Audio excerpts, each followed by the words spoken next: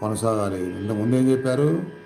శరీరాన్ని మర్చిపోవాలి, నిన్ను నువ్వు మర్చిపోవాలి, తన్మాత్రలో, ధ్యానంలో, రూపదర్శనంలో, శ్రవణంలో ఉంటూ ఉంటూ ఉంటూ ఉంటూ టైం తెలియకుండా గడపగలగాలి.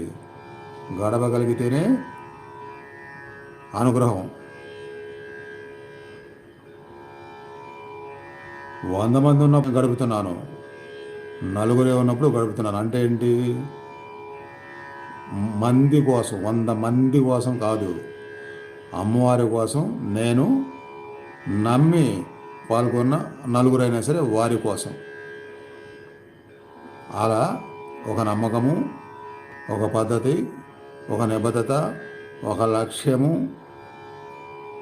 భక్తి, ధ్యానము, దైవమే ముఖ్యం అనుకుంటేనే ఎలా గడపగలుగుతారు.